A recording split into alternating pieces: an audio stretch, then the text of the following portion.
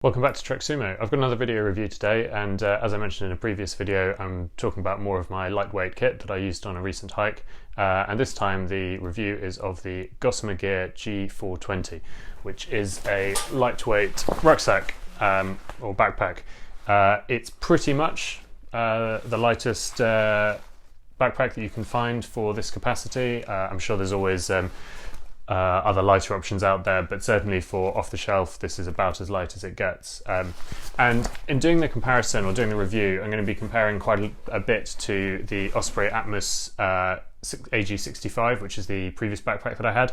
I know people say it's not really a fair comparison, these are completely different backpacks, they're for different purposes, they've got different capacities, of course they've got different features and so on.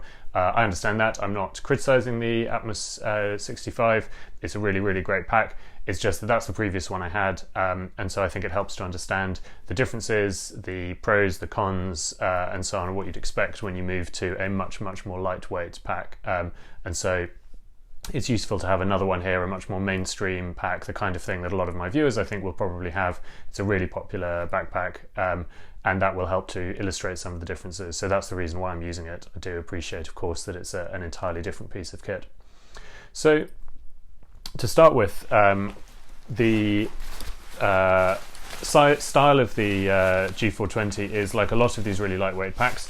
It's a roll top bag with no flap, so to close it you just roll the top up, a little bit like a canoe bag, although, and I'll come on to waterproofing later, don't interpret because it closes like a canoe bag that it's waterproof like a canoe bag. This is really just a way to keep weight down by doing away with an extra flap. It also gives you a load of spare capacity, so you can have this rolled quite high up and get a load of extra capacity, or you can kind of pull it all the way down if you've got less in the pack. It does actually provide some waterproofing, and again I'll talk about that a little bit more later. And inside there you really just have one large main compartment. That's the only place that you can access it from. And that's only one of the maybe disadvantages that I found with a pack like this versus a lot of larger and more conventional backpacks, and certainly the Atmos 65. You have the top access, and then you usually have a bottom access as well, where you can put spare shoes, or commonly a roll mat or a sleeping bag, or something you just want to be able to get to quickly without disrupting the rest of your pack. With these lightweight bags, really everything's going in the main compartment. You just have to get used to digging around in there a bit. It's also quite narrow. When it's kind of extended to its maximum, the total width of the pack is not particularly broad, and that means that as you're putting things in, particularly fatter items, you end up, I found, with quite a lot of space around them. So it's quite easy to fill the pack, even though you might not have the full 42 litres of kit, just because the narrowness of the pack means that things aren't fitting in as efficiently as they might, and it does make it a little bit easier to kind of reach around items and scrabble around. I found a lot of the time I just had to get everything out of the bag, but that encourages you to pack efficiently. I use lots of little canoe bags when I'm packing, so I kind of know where everything is. I know what colour bag I'm looking for. It's easy to pull things out and still keep them dry, even if you need to lay them out on wet ground or something. Aside from that main compartment, it has a quite small zipper pouch here, not very deep at all, room in there for a wallet or phone, or perhaps a first aid kit or some food or a flashlight or something else that you want to keep close to hand. Worth bearing in mind that it's not inherently waterproof, so if you were putting a phone or a wallet or something delicate in here, you'd want to have it separately waterproofed. But for a flashlight or some food or emergency gear, that would be a good location for it. It's got stretch pouches on either side, a slightly shorter one on one side and a longer one on the other. These are great for obviously water bottles, probably the most obvious use. In the longer one I actually kept my roll mat, the Thermarest Neo X Therm. When rolled up, fits almost perfectly in there. It's just a nice way to keep it out of the way of everything else, and of course with the roll mat it's less of an issue if it gets wet. It's one of the things that I don't particularly bother about waterproofing, so it's fine on the outside there. The other pouch obviously works really well for an Nalgene or any other water bottle.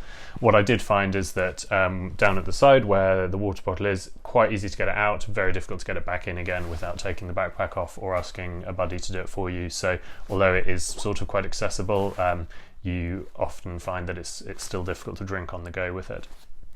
You've got a waist belt, which is a bit beefier than you often get with these lightweight packs. Some of them really slim down and they just go with literally a webbing strap.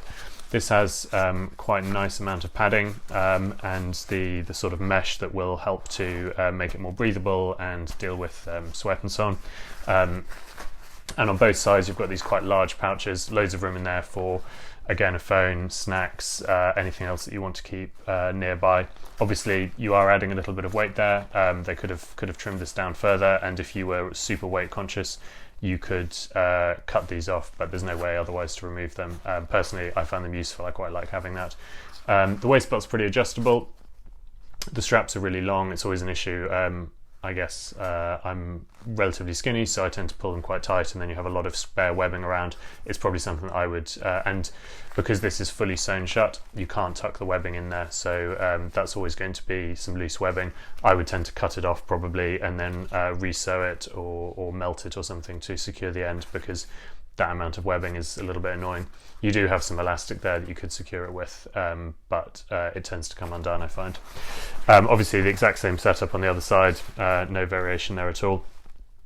And then you've got this huge stretchy pouch on the back. This is really great. I love this. It's similar to what you have on the Osprey. The Osprey one's a little bit more secure probably, and not quite as big, but it's always really useful because it's the perfect place to shove a load of wet gear. If you're taking your waterproof off, you obviously don't want to put it into your pack where it's going to just introduce water, so you can shove it in here. It also makes it really accessible when you're in that kind of situation of going to take the waterproof off for a bit, but realistically it's going to rain again, I'm going to put it back on again afterwards.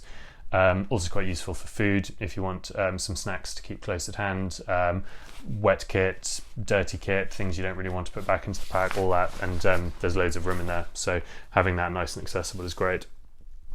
And that really is the constituent parts. You've got some compression straps at the side that just do up with elastic.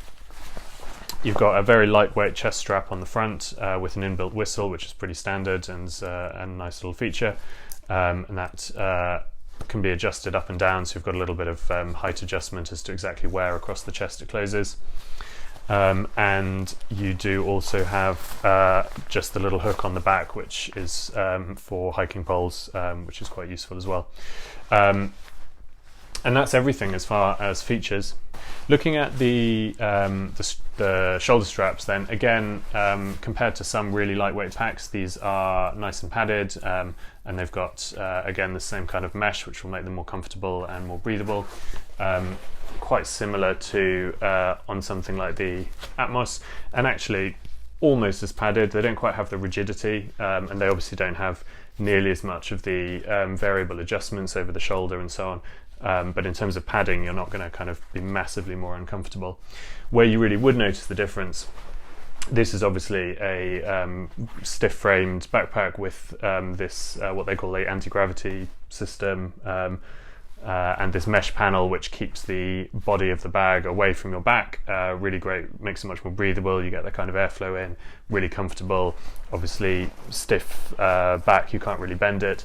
Completely different to something like this, which is completely flexible. The only padding you have in here is a foam panel, which is actually removable, and it's designed so that you could use this as a seat, or if you were a real masochist, you could sleep on it, and you could just put it under your hips for that tiny little bit of taking the pressure off, and that's it. That's aside from a few little cutouts in there, there's no real kind of concession to airflow or breathability or anything, and that's probably one of the areas where you'd notice most difference if you're used to a full-framed kind of fully featured backpack like the Osprey.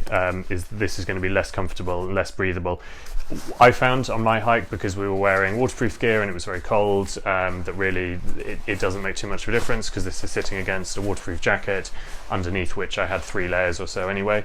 If you were hiking on a very warm day, particularly if you were wearing a t-shirt or something and you were sweating quite heavily, you'd find something like the Osprey way more comfortable, just because of the airflow and the ability to wick sweat away and so on. I imagine that this would quite quickly get wet and uncomfortable.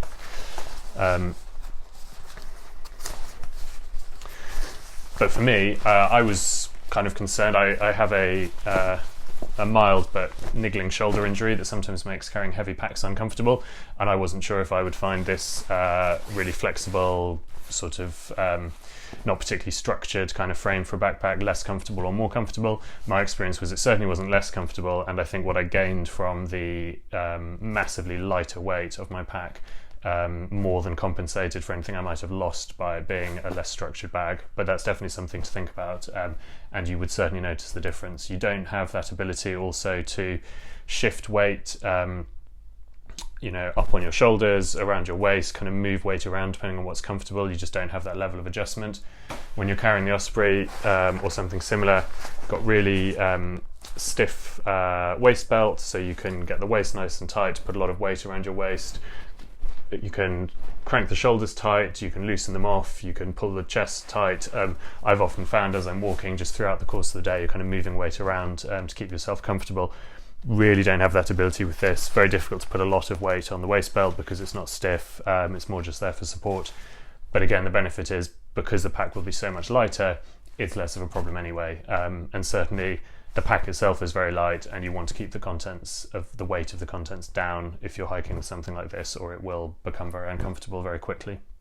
So talking about weight, the difference here is remarkable. The Osprey, again, not a heavy pack by any means, and some people would even consider it quite lightweight. Depending on what size you get, it's over 2 kilos.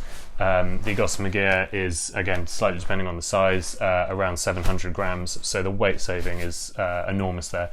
And again, I know I said at the beginning, it's not a fair comparison. There's a lot more capacity in the Osprey. It's a 65 litre versus a 42 litre. It's got loads of additional features, more pouches, more straps, more comfort, etc. But just as an illustration of the difference in going from quite a good high-end hiking backpack to something lightweight, I've already saved 1.3 kilos pretty much before I even start looking at what goes in here. Obviously, one of the issues that I was worried about with going down from a 65 litre pack to a 42 litre pack is capacity. That's not really down to the pack itself. You get a 42 litre pack, you need to make sure that you've got 42 litres of gear and no more. You can't fault the Gossamer gear if it's difficult to fit your kit in. Or equally, it's not really to its credit if it's easy to fit the kit in. What I would say though is I had absolutely no issues fitting a weekend's worth of gear in here. I had done a bit of work to compress more of my gear and to get smaller items, so done away with the jet boil, got a slightly more compressible quilt instead of a sleeping bag. But I don't think I would have had any issues fitting even the jet boil and a heavier sleeping bag in here.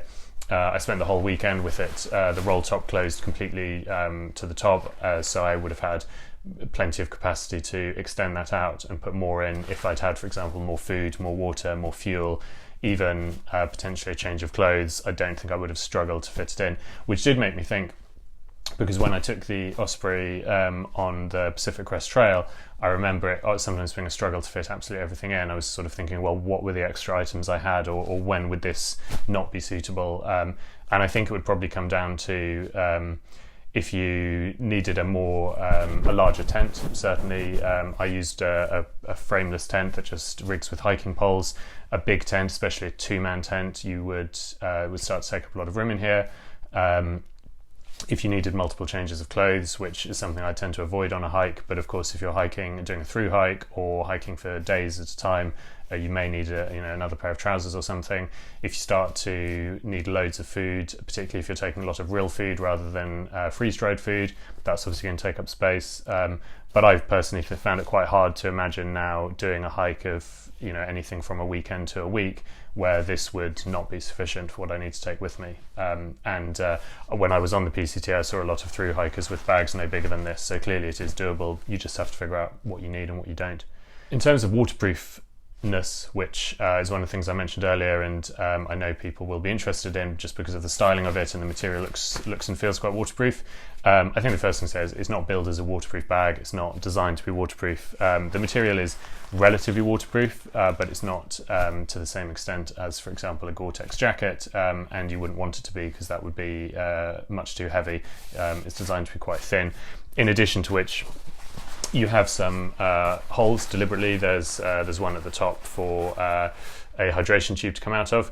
It's actually quite beneficial as well, because it means you don't have that problem that you have with a canoe bag, where every time you roll the top up you're trapping air and you need to squeeze air out. You can just roll the top and then squeeze the air out through that hole. That was the only hole that I could identify, but again, you've got seams at the side that probably aren't fully seam sealed, and so on. So as I say, not designed to be completely waterproof, but what I did find in practice is that wearing this in absolutely torrential rain, howling gale, some of the worst conditions I've ever hiked in, all of my three companions had waterproof covers on their backpack, and they still, when they opened it up, they had wet kit inside. Obviously they put things in dry bags, but it's very difficult to avoid water coming in. When I opened this up, there were some little dribbles of water, which I suspect had mainly got in through this hole, or possibly just when I'd opened the bag at lunchtime to get things out and then closed it up and used wet hands and wet gloves. But it was basically quite dry inside, which was pretty encouraging, because it's that extra layer of protection, and it means that less critical things you could probably get away with not putting in a dry bag. Maybe, I probably wouldn't bother putting food in a dry bag and things like that, because I know that this is going to keep most of the water out, even if not every single drop. Obviously things would be different if you're doing something like a river crossing. It's not going to be sufficiently waterproof for that, but that's a whole different matter. Any things I didn't like about it? I think the width of the pack overall, I did find that made it a little bit difficult to fit things in and to get things out of, and I didn't feel like I was using space as efficiently as I might have done. It is because it's soft, it's floppy, which might sound ridiculous, but when you put it on the ground, especially if you have something heavy in the top, maybe like a wallet or something, it simply folds over, and so trying to load and unload it, and you want to be able to sort of have it hold itself up while you're using both hands to put things in. That can be a little bit tricky. Again, really, really minor point though relative to how good of a bag it is, and that's just the nature of its design. On the side adjusters, I'm not wild about the fact that they're removable. I do understand why. You can take these off, and if you then detach that strap, you have the option, because one side of this is male and one is female, you can simply close it together at the top, and then you can do away with the side straps, and that would save you a tiny amount of weight. I think that's a clever feature, and I can certainly see why people would use it. Might even be something that I would use. The only concern that I have with it is it just feels like a slight area of weakness, or where things could get lost, that I would probably have preferred to avoid, but I can see why it's beneficial for some users. So overall, really happy with the bag, and really excited for the possibilities that it opens up to go on hikes with just lighter kit, which makes it easier to hike longer, hike higher, go further up in the mountains, and just enjoy myself more without being weighed down by an unnecessarily large bag. And as I said, I find it really difficult now to imagine the type of trip that this would not be suitable on. I think it would have to be a long trip, taking a lot more gear than I would normally take, and certainly for backpacking and wild camping and so on, this is going to be ideal, as long as you can get away with only 1 or 2 changes of clothes, a lightweight sleeping bag, and a smallish stove, then you're going to have no problem at all getting it all in here. Hopefully that's been of interest. If you did enjoy it, give us a like. Feel free to comment if you own the bag and you've got any other thoughts on it. I'd love to see comments. If you've got any questions, let me know and I'll happily answer them. And of course, if you are enjoying the channel and enjoying the videos and the reviews, please do give us a subscribe. It really helps us to grow the platform and know that what we're doing is worthwhile and something that's worth putting effort into. So we really appreciate every time somebody subscribes, so please do that. And of course, if you haven't already, do check out the blog at treksumo.com. I will be writing up a text version of this review there, so you'll be able to read that there as well.